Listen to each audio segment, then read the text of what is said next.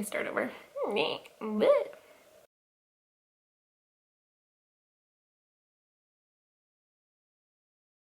Hi, welcome back to my channel. My name is Michelle. This is Michelle Reads YA.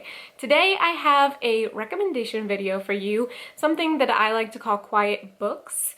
So quiet books to me mean that there's not a lot of promotion when they're coming out. They just kind of come out and exist. And I find that I tend to really like quiet books, especially quiet YA contemporary books.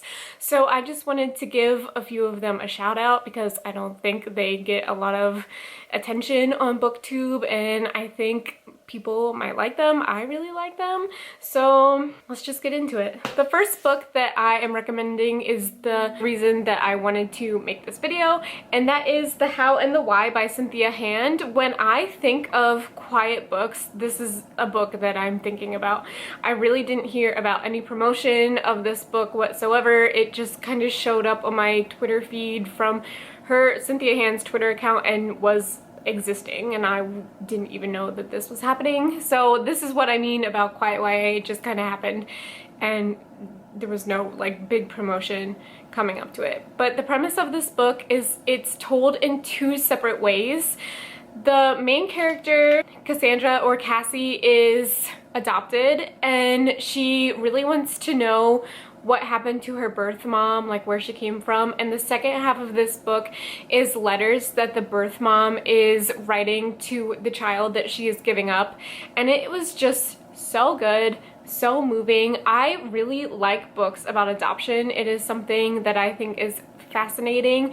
I am not adopted, so I have no experience with this. It's just something that I think is really cool to read about because I don't know much about it.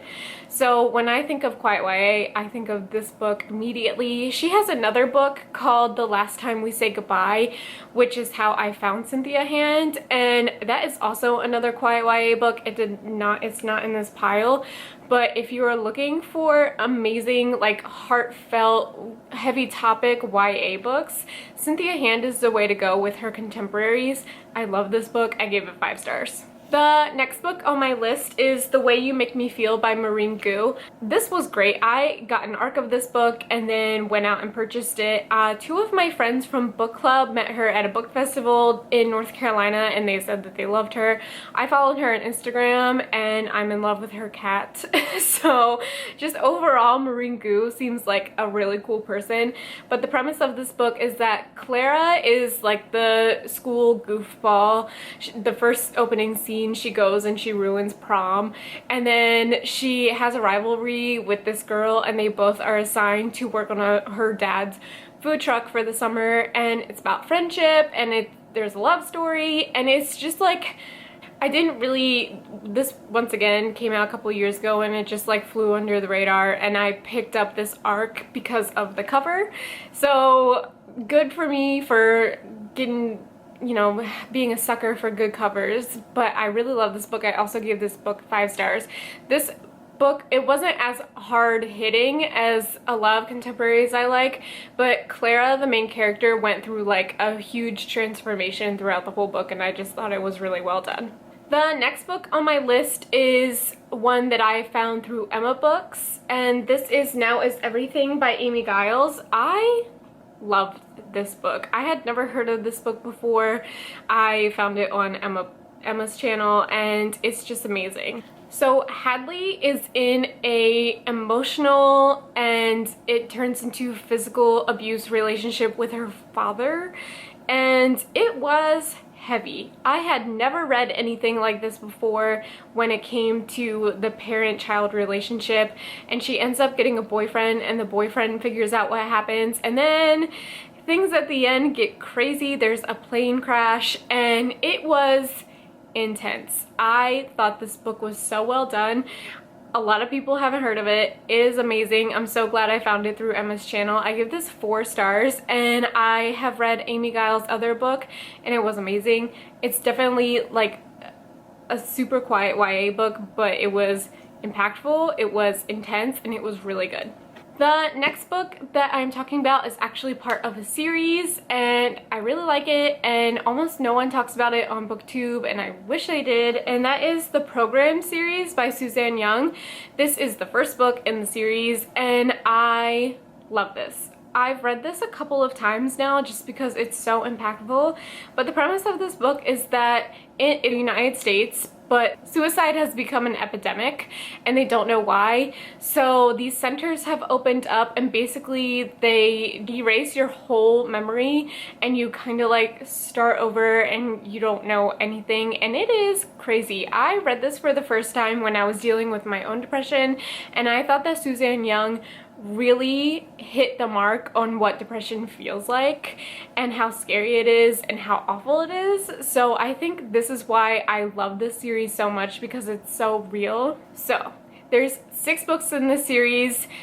I think my favorite are number 3 and 4, but you cannot go wrong with just reading the Program. It's amazing, and I do not think Suzanne Young gets enough credit. She's an amazing author.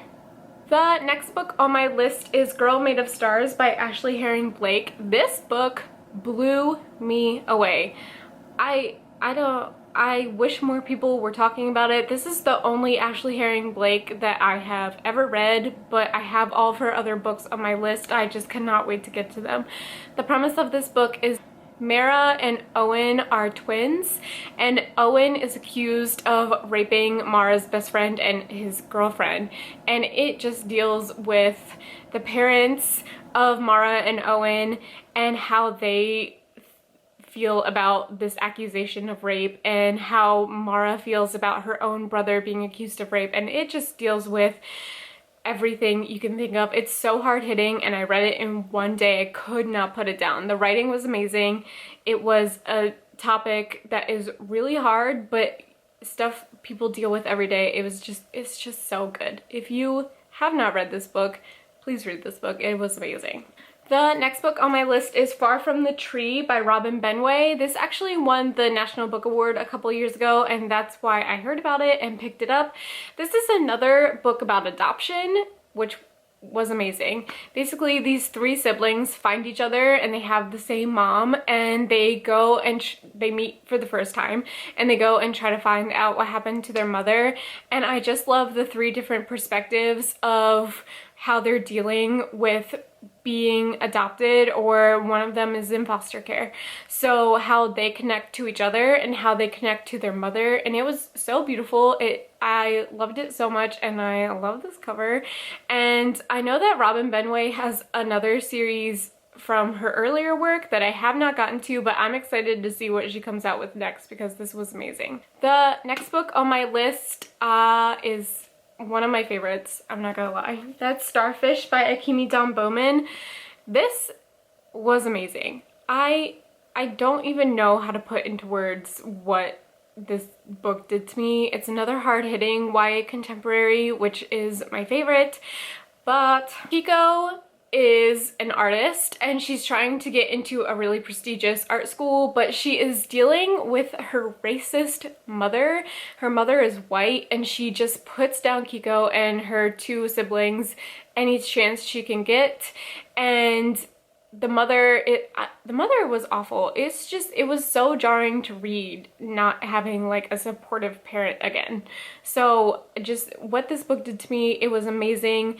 There is a rekindling of a relationship in this, and then there's something shocking that happens in the middle.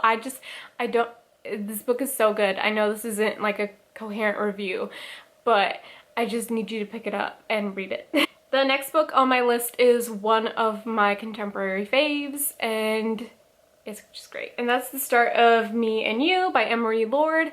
This was one of the first YA books I had ever picked up, and it's just a cozy book. It's great. So the main character, Paige, she had a boyfriend that she wasn't dating for very long, and he drowned. So now she's known as the girl whose boyfriend died, and she's just trying to get past that and live a normal life. And then she meets this boy, Max, and she can't tell if she likes him or not, and it's just amazing.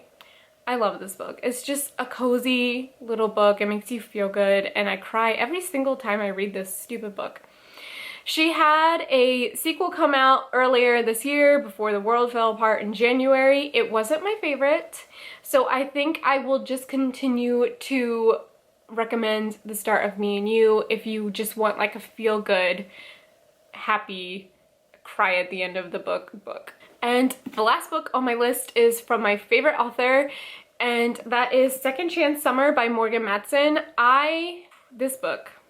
So I started my Morgan Matson journey with reading The Unexpected Everything, and I actually went backwards in her reading in her books. So I read the second to last. This is her second book, and Taylor goes with her family back to the lake that she used to go to every summer, and her dad is sick with cancer, and so it's like a farewell to the family that they had been. And I'm telling you, man, I have never cried so hard reading a book. I feel like, I don't know what happened to this book. It's not talked about a lot, but I think it's Morgan Matson's deepest book. Like, she has lots of fun summertime romance books, friendship, everything, but this one was hard-hitting and was really sad, and I don't think she gets enough credit for it. So Second Chance Summer, if you just want to cry, you can pick this one up. So that's it. That is my recommendations for some quiet YA books. If you want to cry, any of these probably would make you cry. So I hope that you pick some of these up. Thanks for watching my video. See you in my next one. Bye!